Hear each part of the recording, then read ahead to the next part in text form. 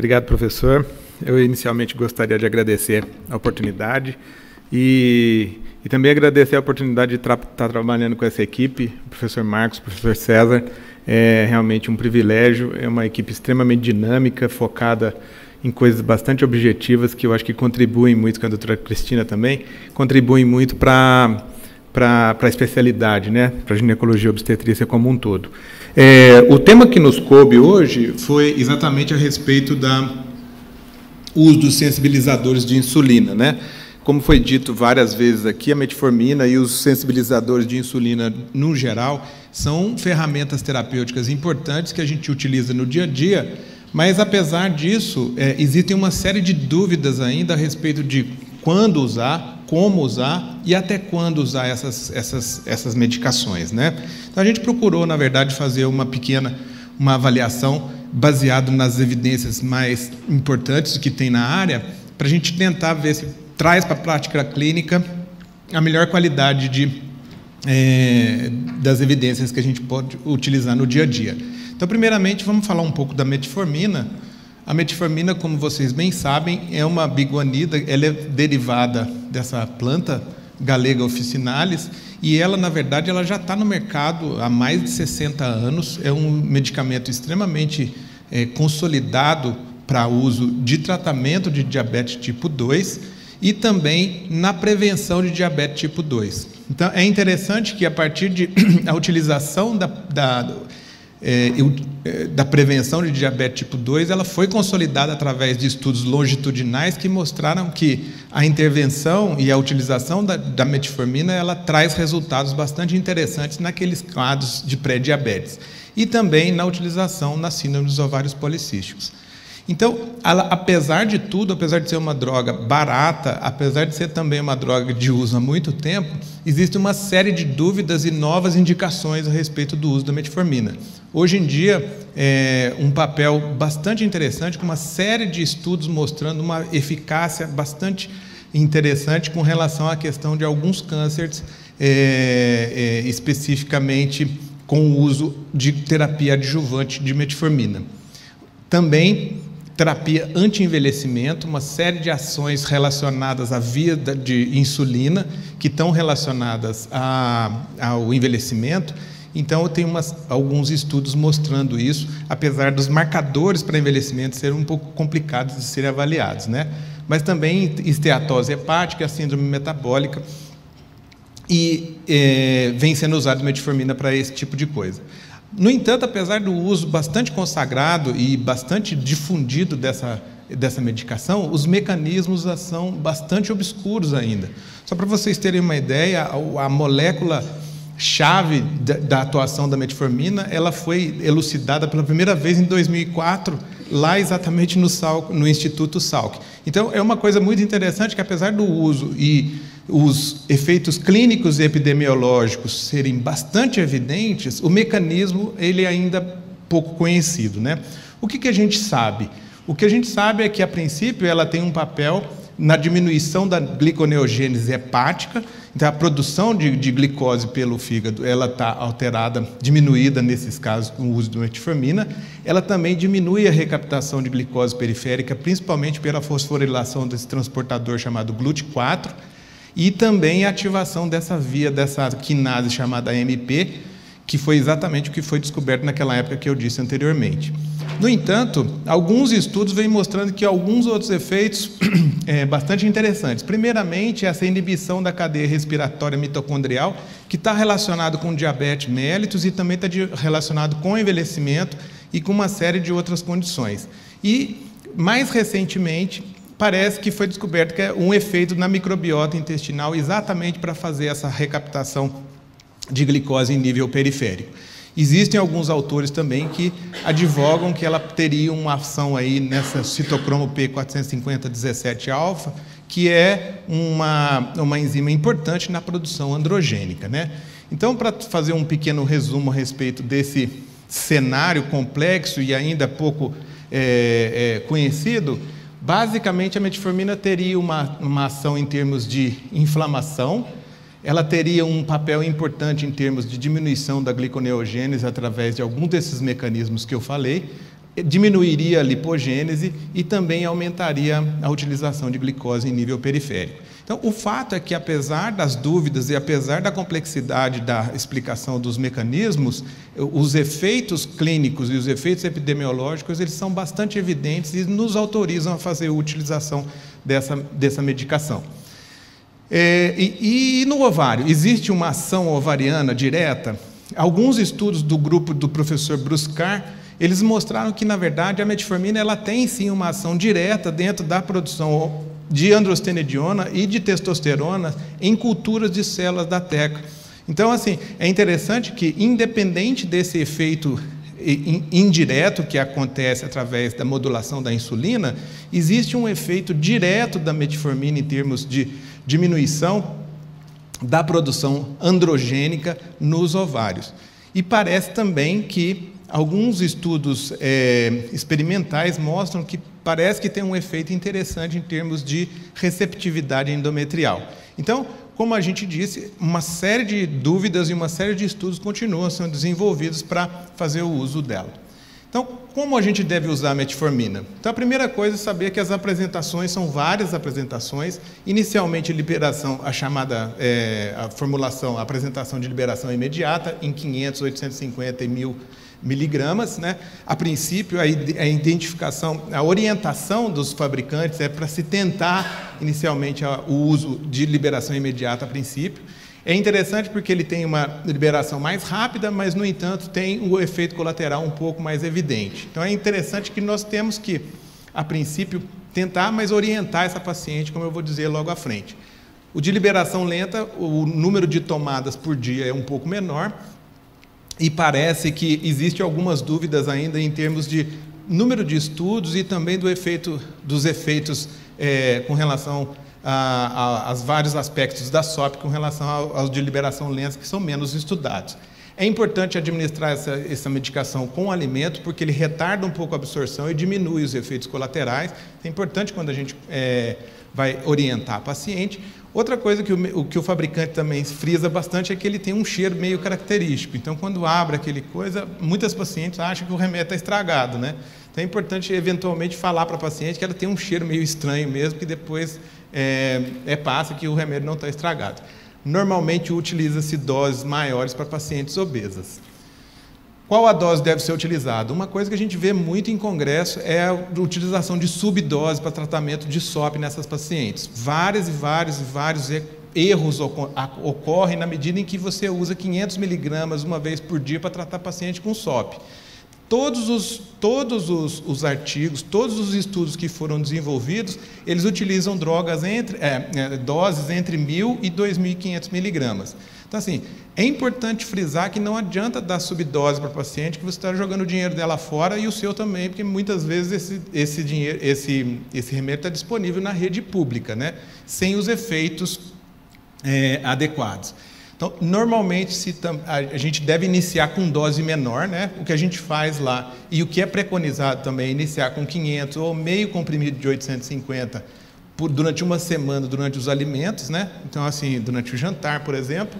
Depois passa para 2 vezes ao dia, aumenta um pouquinho a dose por mais uma semana, juntamente com alimentos, até que depois de 2 ou 3 ou 4 semanas, você atinge a sua dose alvo, né? Então, basicamente, é informar para essa paciente que, eventualmente, pode acontecer efeitos colaterais para ela não se assustar. Uma das coisas que a gente percebe bastante comumente é que muitas dessas pacientes, elas começam a tomar a dose plena, tem vários efeitos colaterais, como foi mostrado aqui, que os efeitos colaterais, principalmente gastrointestinais, eles são importantes, e o fato é que a paciente se assusta e ela não quer mais tomar metformina. Então, basicamente, assim, você tenta reabordar o assunto com ela, ela fala, eu não quero tomar isso aqui nunca mais. Então, assim, você perde uma ferramenta terapêutica. É importante que, se eventualmente tiver um certo cuidado para fazer a iniciação disso, você pode ter êxito nesse componente. E quando nós devemos usar? Então, a primeira coisa que é interessante, que a evidência mostra, é que, em função dessa ação indireta e em função também dessa ação ovariana, existe uma ação em termos de ovulação bastante interessante. Então, quando comparado com o placebo, A metformina, em pacientes com síndrome dos ovários policísticos, ela induz um quadro ovulatório mais favorável nessas pacientes. Então, é importante lembrar que, principalmente que aquelas pacientes que têm uma queixa de infertilidade, as evidências mostram que a metformina ela pode eventualmente trazer um benefício. É melhor do que o clomifeno numa fase inicial? Na verdade, não. O clomifeno ele leva a um quadro de ovulação em cerca de 80% das vezes, mas, ao que parece, o grande benefício da metformina se refere à questão de nascidos vivos. Então, assim, o clomifeno é muito eficaz em termos de produção, de indução da ovulação, que ele realmente é muito eficaz. No entanto, as taxas de nascido vivo com o clomifeno elas são um pouco menores em comparação com as taxas de ovulação. A metformina parece que ela tem um perfil um pouco mais lento, parece que ela modula esse receptor de FSH e tem outras ações também, como eu disse para vocês. E o fato é que, no final das contas, em termos de nascidos vivos, parece que a metformina é um pouquinho superior. E ela claramente diminui o síndrome de hiperestimulação ovariana nos ciclos de reprodução assistida. Então, muitas e muitas vezes é uma outra ferramenta que você pode utilizar. Então, aqui mostra, como eu disse para vocês, um gráfico com relação à questão dos efeitos em termos de nascidos vivos. É interessante chamar a atenção que, na verdade, embora exista um efeito positivo, não é um efeito positivo tão dramático, né? Então, assim, embora ele tenha realmente algum benefício em termos de nascidos vivos, é importante também a gente conversar com a paciente e falar assim, olha, não é uma droga milagrosa que você vai tomar e vai sair daqui grávida, com certeza, né? Então, é importante a gente também modular esse tipo de informação que é de grande valia. Lá no nosso serviço, a gente adotou um pouco parece que é complexo, mas não é não. Com relação à questão de como fazer o manuseio da infertilidade nas pacientes com SOP. Então, normalmente a gente faz uma propedêutica base dessas pacientes, exclui outros fatores, né? Se for exclusivamente fator ovulatório, a gente checa esses 3 exames que interferem na questão de sucesso ovulatório. Fazemos 3 ciclos de citrato de clomifeno por volta de 50 miligramas, para, eventualmente, se ela atingiu a gravidez, vai para o pré-natal. Se depois de 3 ciclos ela não conseguiu engravidar, a gente associa clomifeno à metformina por aproximadamente 2 ciclos. Isso aqui é empírico, cada serviço vai também delineando o seu semi-empírico, eu diria, né, porque isso aqui é baseado também em evidência, mas no nosso serviço, durante 2 ciclos aproximadamente, a gente associa clomifeno mais metformina, que parece ter um efeito adicional ao papel de indução de ovulação do clomifeno. Se eventualmente essa paciente não engravida, a gente acaba encaminhando para o setor de alta complexidade com metformina. Então, é muito comum acontecer lá no nosso ambulatório, a paciente vai para o centro de reprodução tomando metformina e, enquanto ela está esperando na fila, ela acaba engravidando, né? A fila é bem longa, diga-se de passagem. Então, assim, o perfil que a gente tem e o perfil que a gente... O perfil que a gente percebe é que o clomifeno ele tem uma ação bastante rápida e bastante potente nos 3 primeiros meses, nos 3 primeiros ciclos. Depois ele começa a ter ação hiperestrogênica e começa a ter uma ação detrimental, negativa, né, com relação à questão do endométrio. A metformina é o contrário, ela demora um pouco mais para agir, então ela tem um perfil um pouco mais alongado, então por isso que a gente acaba liberando essas pacientes para esperar na fila com metformina e baseado nesse efeito que elas têm, né? E o hiperandrogenismo? A metformina é capaz de diminuir a produção de testosterona? Todos os trabalhos, inclusive esse trabalho que a gente realizou, mostram que realmente a metformina ela diminui a produção de testosterona. Então, mas ok, então para mim é o que basta? Na verdade, em termos de hirsutismo, como foi dito anteriormente, o efeito é bastante duvidoso. Na verdade, é mais do que duvidoso. Em 2016, a Endocrine Society liberou uma recomendação que não deve ser utilizado como monoterapia a metformina para tratamento de hirsutismo.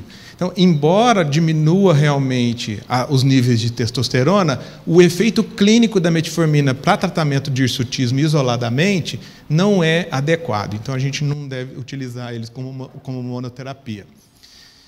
E até quando deve-se utilizar a metformina?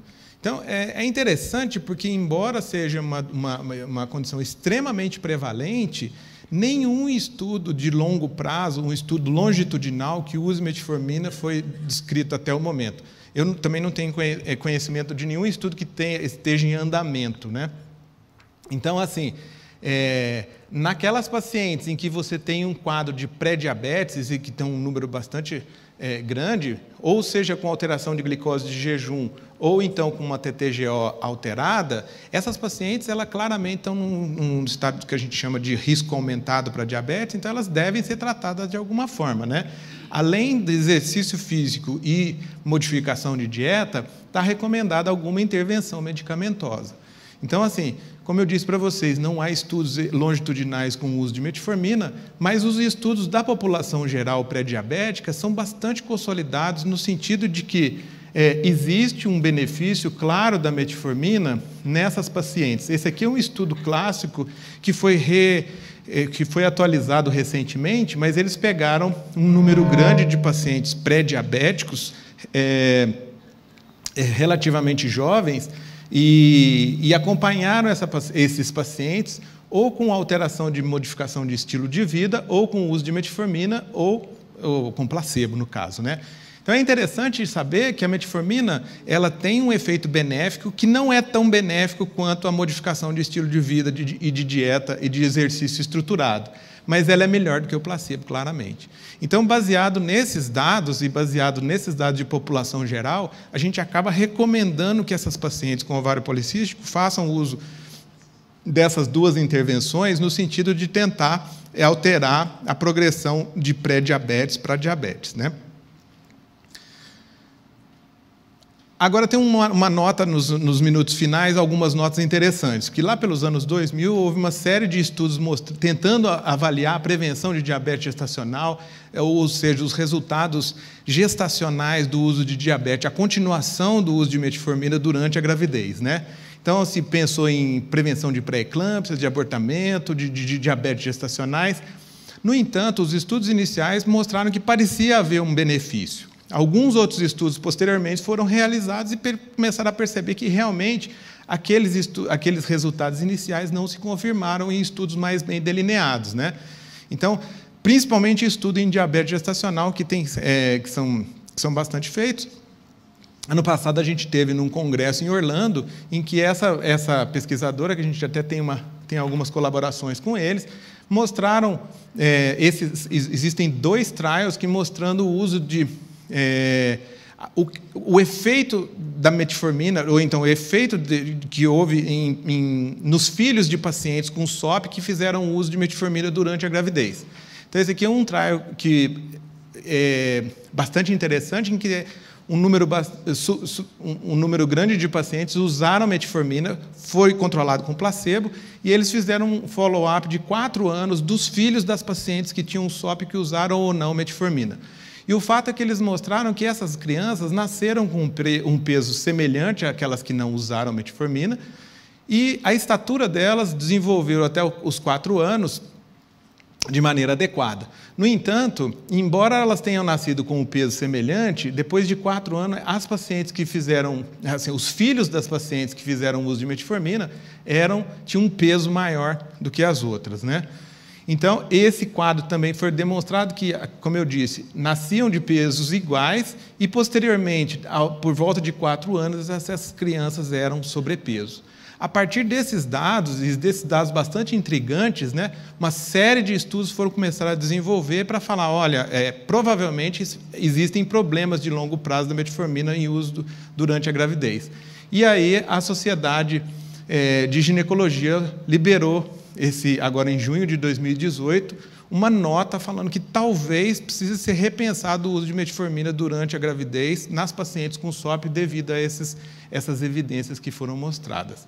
Para terminar, a questão do mioinositol e outras substâncias. O mioinositol é um sensibilizador de insulina utilizado como suplemento alimentar, né? Ele é um éster isômero de carbono 6 que pertence à família do inositol, que são substâncias utilizadas na sinalização da via da insulina.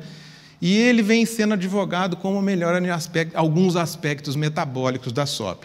Existem, inclusive, algumas meta-análises que mostram que realmente parece que existe uma melhora da insulina de jejum e do índice Roma. Mas, no entanto, a qualidade de evidência que a gente tem com relação a isso ainda é frágil ainda, não é muito consolidada. E também existe uma dúvida a respeito da questão do impacto clínico, né? Uma coisa é melhorar a insulina e o índice Roma, mas isso realmente se traduz em termos clínicos mais concretos? Então, existe uma série de dúvidas ainda. Rosiglitazona e pioglitazona. Rosiglitazona houve alguns problemas de segurança com relação a eventos cardiovasculares. A pioglitazona, os efeitos que são estudados são bastante limitados na área de SOP, e alguns estudos interessantes têm mostrado aí a questão de medicina tradicional chinesas, mas ainda de berberina e algumas outras ervas chinesas aí para utilização em SOP, mas ainda está em estágio muito inicial. Então, para terminar, os benefícios mais evidentes estão relacionados à taxa de nascido vivo e às taxas de ovulação no tratamento da infertilidade. Ele melhora o hiperandrogenismo, mas não deve ser utilizado para tratamento de hirsutismo como monoterapia, né?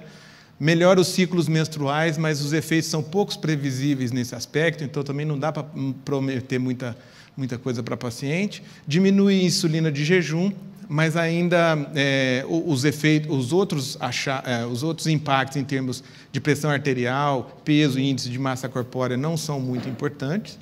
Prevenção de diabetes e estudos em população geral, como eu havia dito, e o minoxidil parece ter um efeito positivo, mas ainda existe a necessidade de novos estudos para a gente utilizar eles na prática diária. Era mais ou menos isso.